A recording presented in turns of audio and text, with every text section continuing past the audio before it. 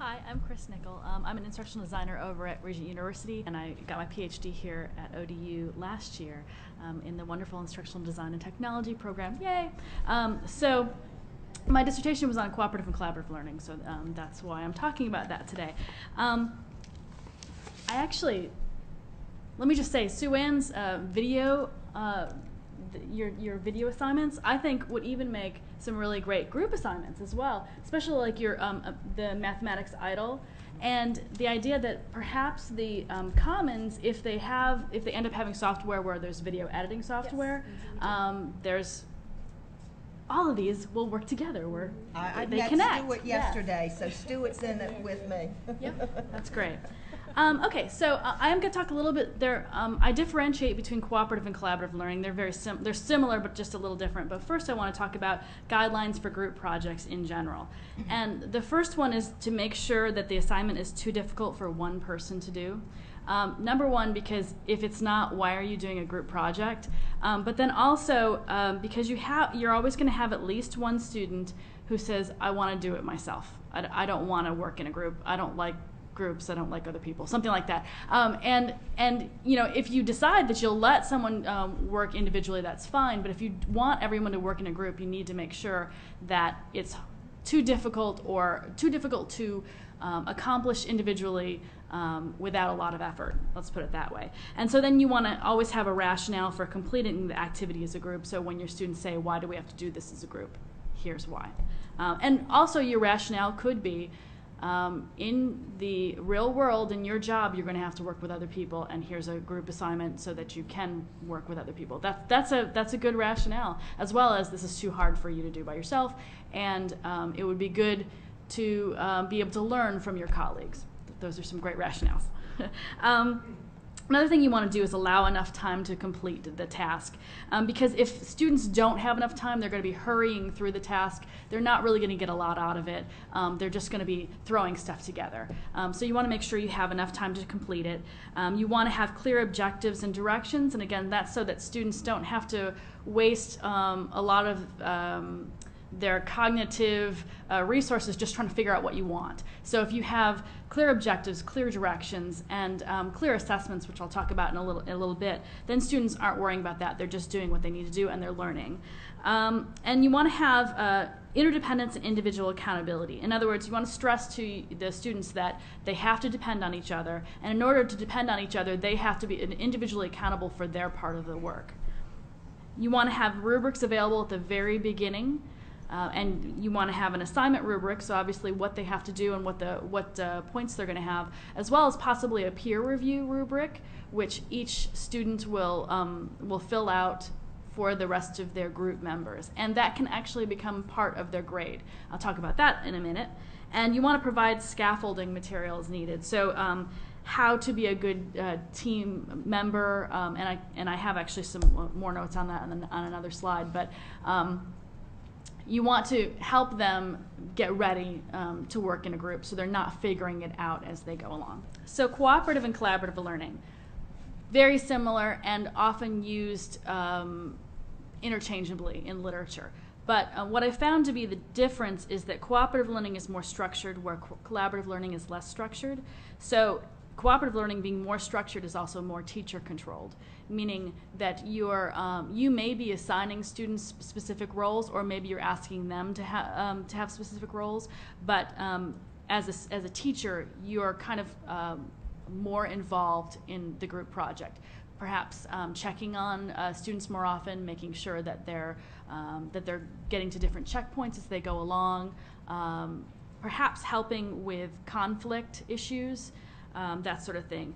You can see up here that cooperative and collaborative learning both have the elements of positive interdependence and individual accountability, because again, you have to be able to depend on each other, and you have to be accountable for your part of the work.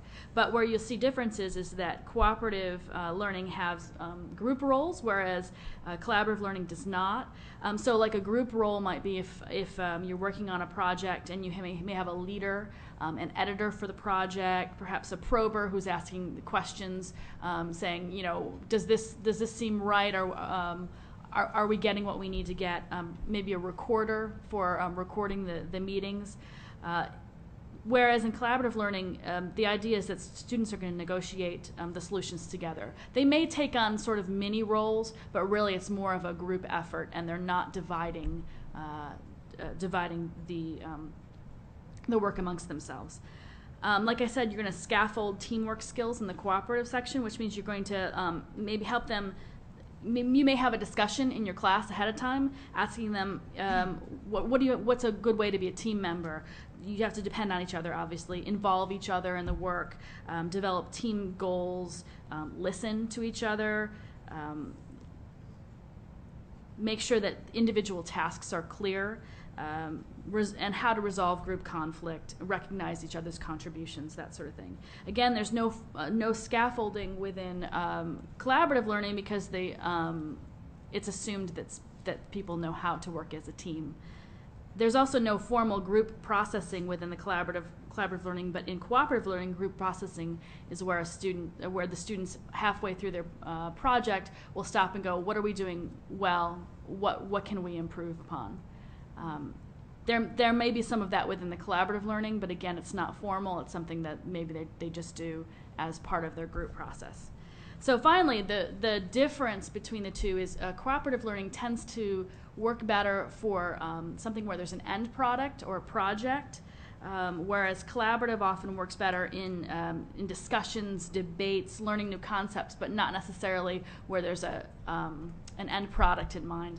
Also, cooperative learning may be helpful for less mature students or students who have not worked in groups very often, whereas collaborative learning might be more appropriate for students who are more mature or who have a lot of experience in group work.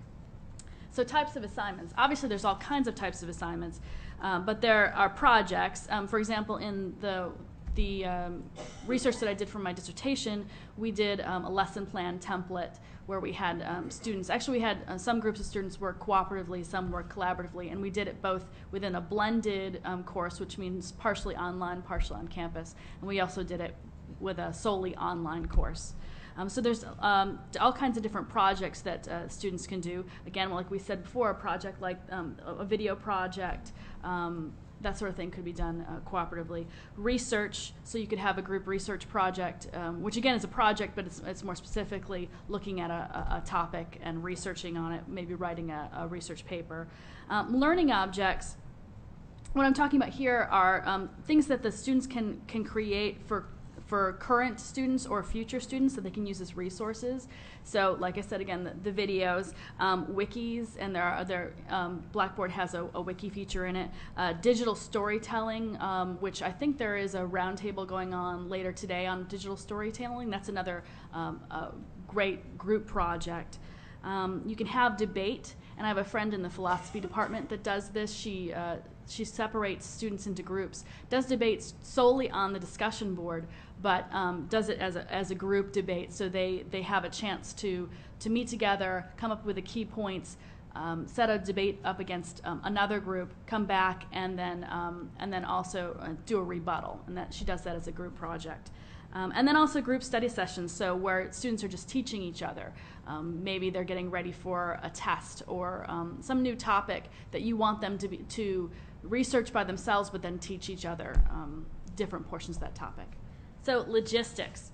In terms of numbers of people in a group, literature seems to show that anywhere between 2 and 5 students is best. Anything more than that is probably less effective. And what you really want is you want to keep the group small enough for everyone to be able to participate, but large enough to accomplish the task. There are different types of groups, so you can have an informal group. If in class you want everyone to separate for 5-10 minutes to go over a topic, discuss, and then come back to the large group, that would be an informal group. You might have a formal group where they're working on a more complex goal, and they might meet for several sessions or several weeks, and then you could even have a base group which works on a project or for an entire semester or more. Group membership, do you have students choose their own groups, or do you choose them? And it really depends on the assignment and your students, I think. Some student selection, the pros are that students are more comfortable and they may be more motivated to complete the group project successfully. But the cons are that they can stray off task easily, especially if they're in a group with friends. Some students may be isolated because they don't know anyone else in the class, and they may be the last one picked. And you remember dodgeball? I was one of the last one picked. Anyway, it was a sad thing. And also, you're going to have less exposure to diversity of perspectives if everyone's just picking the person that they happen to know and sit next to. They may have it might be more of a homogeneous group than a heterogeneous group. Random selection, you're probably more likely to have diverse perspectives because you're randomly picking people, but there can be some tension in groups. Also, you might have the domination of high achievers within the group. So if you're picking people, if you're just randomly doing it, all classes tend to have a couple people who are sort of the dominant leaders and will take leadership positions, and that's fine. But if you're worried that they're going to be the ones that do all the work, then what you might want to do is select the group. And you might want to choose either a heterogeneous group, which is based on demographics, such as the academic achievement. So you have some groups that are high achievers, middle achievers, low achievers, and you put them together to make more equal groups. Or you might want to have a homogeneous group based on like student interests, student majors, their experiences, or convenient times for them to meet with other students.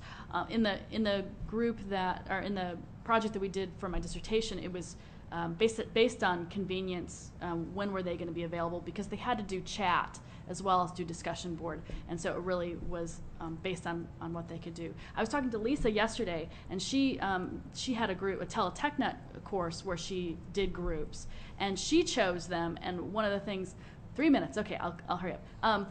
One of the things that she did was she wanted to make sure that it wasn't students at the same sites necessarily that were grouped together. Is that right? And that was more because you might have one person at a site, so that poor person. Yeah. Or and also the same people are together all the time, so it was a way to kind of diversify. Okay, so assessing group projects.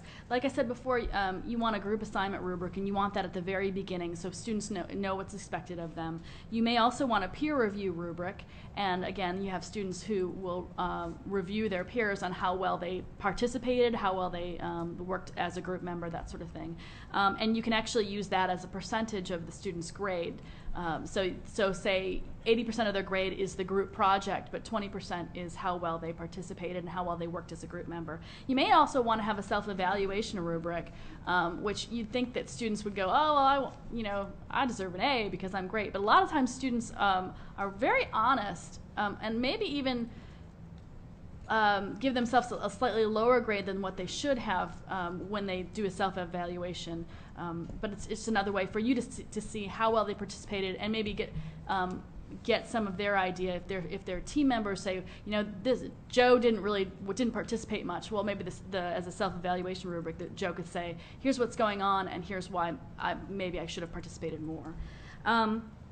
Like I said, you can combine the different rubric scores for individual grades. I do have some different rubric examples and some ideas on how teamwork scaffolding and stuff like that. And so if you are interested, feel free to email me and I will send it your way. That's it. Thank you.